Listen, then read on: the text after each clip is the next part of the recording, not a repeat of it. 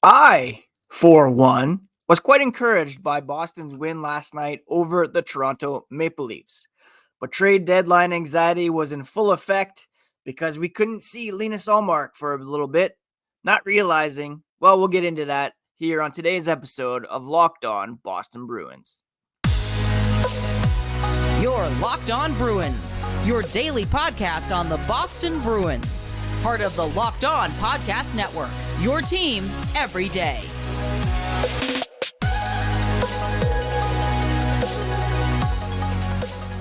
What is up, Bruins fans, and welcome back to the Locked On Boston Bruins podcast. I'm your host, Ian McLaren, and this is a daily show where we discuss all things Spoked B. Today is Tuesday, March 5th, and I want to thank you so much for making Locked On Bruins part of your daily routine, free and available on your favorite podcast app and on YouTube. We're part of the Locked On Podcast Network, your team every day, and today's episode is brought to you by Sleeper. Download the Sleeper app and use promo code LOCKEDONNHL to get up to a $100 match on your first deposit. Terms and conditions apply. See Sleeper's terms of use for details. The Bruins had a fantastic night in Toronto, beating the Maple Leafs by a familiar score of 4-1, and shook off some of the recent, I don't know what you want to call it, poor play that had been hindering them as of late. The trade deadline anxiety, though, was ramped up because people didn't realize the bench in Toronto doesn't really have enough room for the backup goalie. So Linus Ullmark wasn't on the bench. People were freaking out, thinking he was going to be traded. The New Jersey Devils are emerging as possible suitors if they can't get in on Jacob Markstrom. We'll talk about all that later on, as well as preview tonight's game against the Edmonton Oilers. Now, before we get into the Toronto game, quick reminder, you can find the podcast on social media at Locked NHL Bruins. And you can find me, my hockey thoughts and dad jokes at Ian C. McLaren. Now, the Bruins did win 4-1. It was just Toronto's second loss in their last 11 games. Pavel Zacha scored twice. He did indeed play after being injured in the previous game against the New York Islanders. David Pastrnak had 3 assists, and Jeremy Swayman made 32 saves as the Bruins skated to a 4-1 win. Morgan Geekie got things started in the first period. Zacha scored on the power play. Jake DeBrusk had a big goal in the second period to make it 3-0. The Bruins held that lead heading into the third.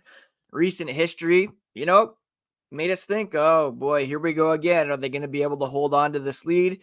And that was heightened as John Tavares made it 3-1. Less than 4 minutes into the third, but the Bruins were able to hang on and add to the lead thanks to Pavel Zacha's second goal of the night to make it 4-1, a lead that they did not relinquish. The Bruins were outshot by the Maple Leafs 33-27, and the underlying numbers favored Toronto in this one as well. Toronto had 56% of the shot attempts, 55% of the shots, 54.4% of the scoring chances, 51.7% of the high danger chances. So that was a bit more even. Expected goals, 3.62 to 3.14. Fairly even that way. In fact, at 5-on-5, it was an even 50-50 split in terms of in terms of high danger chances and expected goals. The difference for the Bruins in this one, that power play goal, they were able to get 1 goal on 2 opportunities, whereas they kept Toronto's number 1 ranked power play off the board. They went 0 for 4 in this one. And the Bruins needed this because they had been coming off arguably their worst loss of the season. Jeremy Swayman said it felt good to come in here and have a big bounce back game from Long Island, see the guys back checking the way they can, playing the right way for 60 minutes, a big momentum game for the Bruins. David Pastrnak said every divisional team you definitely give it a little bigger focus because those are big points. And it's basically a 4-point game because of who they were playing. You want to expand your lead on the Maple Leafs, especially with the Leafs having 2 games in hand. Playoffs are still 20 games or so away. You don't look too far ahead, but a potential matchup with the Maple Leafs is likely. And the Bruins going into Toronto and playing like this speaks volumes about their potential in the postseason. Pastrnak added they had a great first period and they didn't stop playing.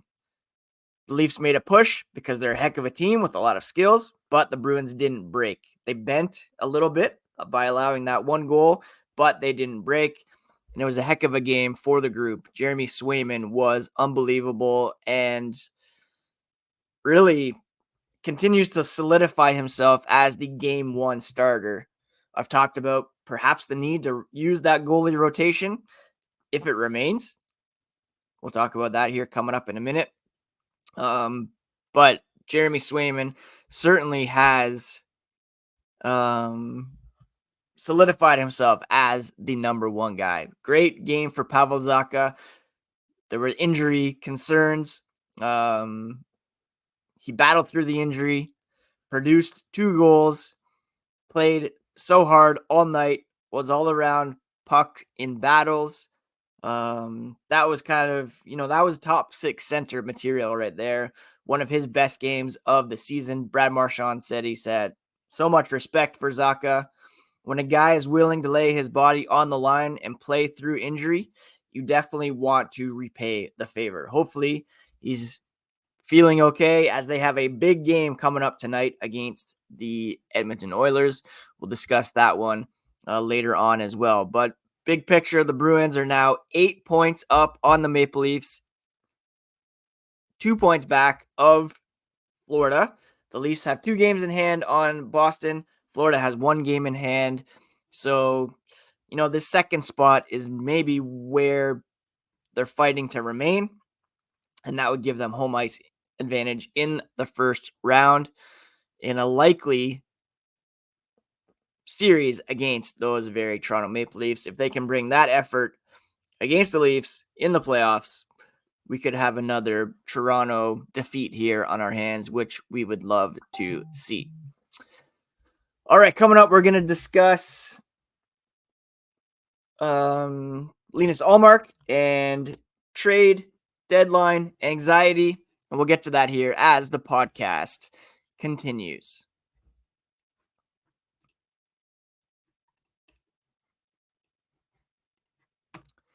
Sleeper is your daily fantasy hockey app that you need to have.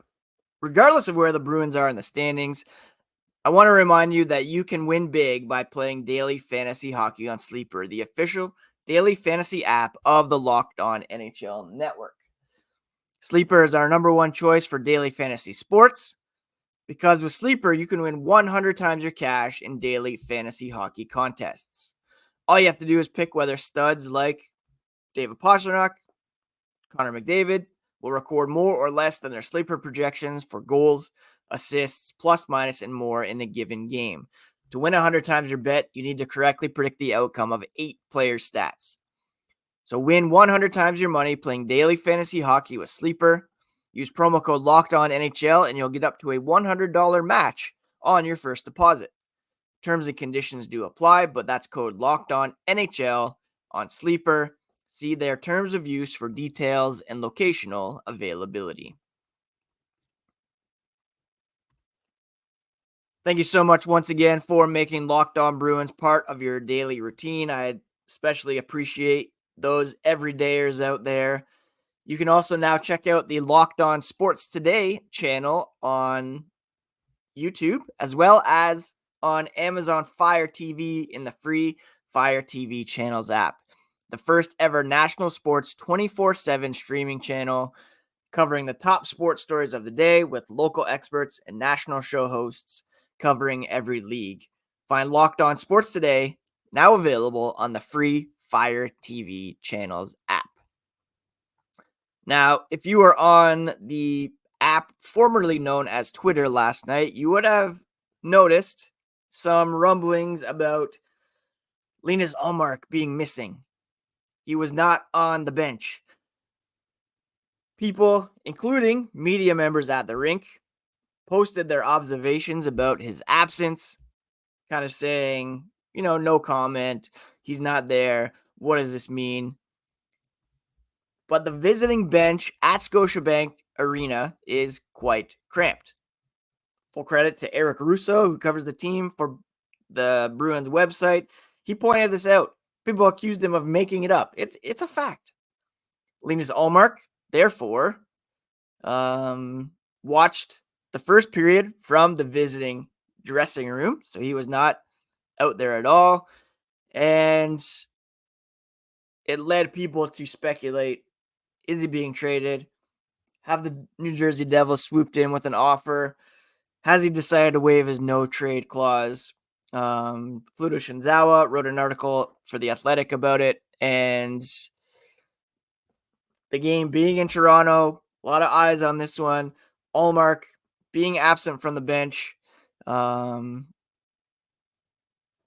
Travis Basciata, Director of Communications and Content, informed Ullmark mid-game what was going on. Ullmark was oblivious to it, and Ullmark just thought it was hilarious.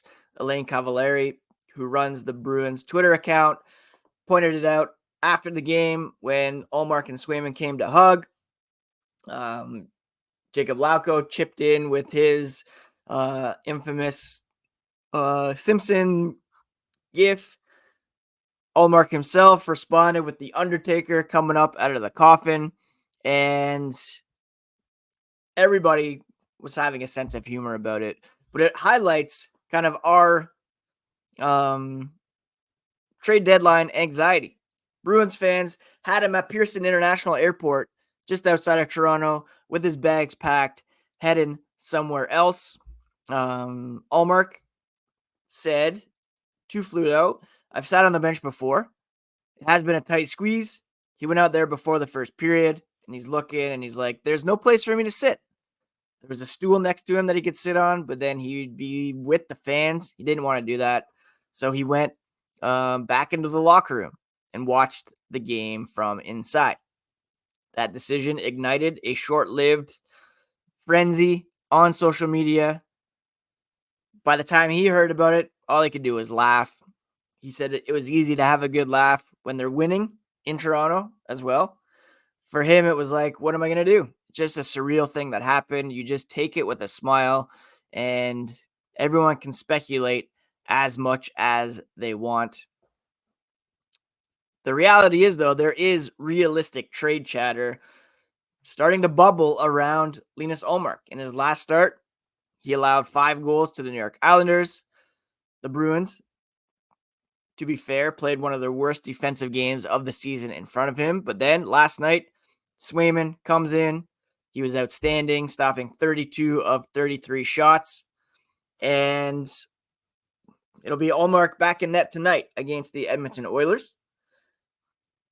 If he stumbles once again, the reality is they'll lean probably heavier on Jeremy Swayman. And again, it's not just a luxury anymore to have these 2 goalies. Perhaps it's an area where they can subtract and add elsewhere. So Ullmark feels it. All I can do is laugh. He said, it's true for everyone that doesn't have no trade clauses. He does have one, but it's limited to 16 teams, I believe. It crosses their minds, but it's nothing that he's worrying about. Nothing that's preventing him from performing. He feels great during every practice, every game. And the guys played a terrific game last night, he said. Got to do it again tonight. And a lot of that, of course, was due to Pavel Zacha. So, yes, there is realistic trade rumblings surrounding Linus Ullmark. And I mentioned the Devils as a potential suitor, because they've been hot and heavy after Jacob Markstrom from Calgary. Not quite sure if they're going to trade him or not. Ullmark cheaper, and maybe New Jersey focuses their attention there. In a new report from Pierre Lebrun of The Athletic, he said the New Jersey Devils could be vying for Ullmark's services if they aren't able to land Markstrom. He said, quote, I was told Monday that the Devils have looked at Ullmark as possible option if they can't swing a deal with Calgary. So stay tuned there. Perhaps Ullmark, who signed through next season at a $5 million AAV, ends up in New Jersey if Calgary won't move Markstrom, end quote. Sportsnet's Elliot Friedman offered a similar thought in his 32 Thoughts column on Monday, noting the Bruins could gain either future assets or proven NHL talent if they deem Ullmark an expendable asset. Maybe you get a first round pick, or Alexander Holz from the Devils. They're not going to give up, one of their top defensive prospects, Simon Nemec, Luke Hughes, but Holz has been out of the top 6. He's a guy that maybe the Bruins could get. Kevin Ball has played very well on defense as well.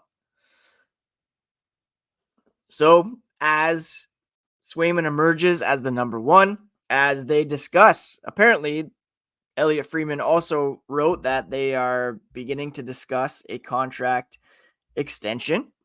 Perhaps as they nail that down and the Bruins see they'll have 12, 13 million committed to the cap for goaltending for next season, they might be tempted to make a move and upgrade elsewhere. But last night just highlighted how much anxiety there is around the trade deadline. We don't want to see this goalie tandem split apart, but it could be for the best for this team this season, and certainly cap-wise moving into next season as Jeremy Swayman emerges as a bona fide number 1 goalie who can carry a heavier load for the Boston Bruins. I encourage you to subscribe to the YouTube channel. Any breaking news with regards to the Boston Bruins will have immediate reaction over there. Coming up tonight, the Bruins are back at home to take on the Oilers in a 7:30 p.m. Eastern start. And that's a game I'll preview here as the podcast continues. If you're looking to turn your ride into an MVP this season, then you need to check out eBay Motors. They have everything you need to maintain your vehicle and level it up to peak performance. From superchargers, roof racks, exhaust kits, LED headlights, and more. Whether you're into speed, power, or style, eBay Motors has you covered. With over 122 million parts for your ride or die, you'll find exactly what you're looking for. And with the eBay Guaranteed Fit, your part is guaranteed to fit your ride every time or your money back. Because with eBay Motors, you're burning rubber and not cash. With all the parts you need at the prices you want, it's easy to turn your car into the MVP and bring home that win. Keep your ride alive at ebaymotors.com. Eligible items only. Exclusions apply. The Guaranteed Fit is available only to U.S. customers. The Boston Bruins are right back at it tonight with a game against the Edmonton Oilers. This one will not be an easy one. We all know what happened just last week or not too long ago. The Bruins were in Edmonton. They had multiple big leads that they blew. Eventually, were able to get the win in overtime. The Oilers will be back looking to exact some revenge, and this team is a force to be reckoned with. Connor McDavid leads the way with 10 points over their last 5 games. Zach Hyman with 7 goals over his last 5 games. He leads the team with 42 goals in 58 games, 12 more than Leon Draisaitl, 19 more than Connor McDavid, who has the team lead in points with 97 through 57 games. Over their last 10, they're 6-3-1. They've won 4 in a row, including wins over the Kings, Blues, Kraken, and a huge one the other night over the Pittsburgh Penguins. The Bruins are 4-2-4 over their last 10 games, but they've won 2 of their past 3, including wins over Vegas and Toronto, which is pretty encouraging. Stuart Skinner has been getting the lion's share of starts for this team. He's 28-13-2 with a .905 save percentage, and it will likely be Linus Ullmark in net for the Bruins, 16-7-6 with a .910 save percentage. Oilers, of course, full of firepower. They rank 3rd in the NHL in goals per game at 3.56. The Leafs were first heading into last night, and the Bruins were able to keep them at bay, holding them to only 1 goal. Of course, it'll be tougher coming on the second game of a back-to-back with some travel involved. But the Bruins showed they were up to the task last night. In terms of overall team defense, the Oilers are maybe a bit better than you might expect. They're averaging only 2.92 goals allowed per game, which ranks 11th in the NHL. The Bruins are 5th at 2.73. Their offense is ranked 8th at 3.32. So this should be a pretty good game we have on tap tonight. Edmonton's power play ranks 4th. Toronto's ranked 1st, and they killed 4 Maple Leafs penalties last night. Again, coming on, the Bruins will be playing their second game in 2 nights, so can kind of lower expectations with the back-to-back situation. Thankfully, when the Bruins play Toronto on Thursday, the Leafs will be coming off a back-to-back there as well, so it'll even out throughout the week. Edmonton's penalty kill ranks 15th. Boston's is 9th. Edmonton's a much better face-off team.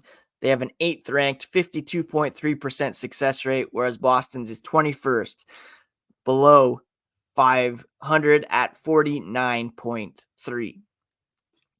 Should be a very, very good game tonight. It's a 7:30 p.m. Eastern start. The Edmonton Oilers, I mean, we all know what this team is capable of. They are 2nd in the Pacific Division. 9 points back of Vancouver, but they have 4 games in hand. So they're within striking distance of the Pacific Division lead, which is incredibly impressive considering how they started this season and the fact that they were near the bottom of the NHL standings. Remember, they played a game against Anaheim earlier this season where it was basically who's going to be worse. Since Thanksgiving, the Oilers have the most points in the NHL, 65, and they have the NHL's best point percentage as well. Over that time, the Bruins have the 12th or 11th ranked point percentage and 11th most points, a full 10 behind the Oilers with 4 more games played. So you can see how good the Oilers have been as of late. So could be a tough one for the Bruins tonight, especially on the second of a back-to-back. But my expectations were pretty low for last night's game, and they came out and played one of their best games of the season. Keep it locked to Locked On Boston Bruins for all the latest on the black and gold. Could be a pretty crazy week with trade deadline set for 3 p.m. on Friday afternoon. And a lot of balls in the air for the Boston Bruins. Will they make a big hockey trade? Will they buy? Will they sell? We'll find out here over the next few days. Thank you so much for joining me today. Please do subscribe and make the podcast an everyday listen. Take care of yourselves. Take care of each other. And we'll talk to you again here tomorrow on Locked On Boston Bruins, part of the Locked On Podcast Network, your favorite team every single day.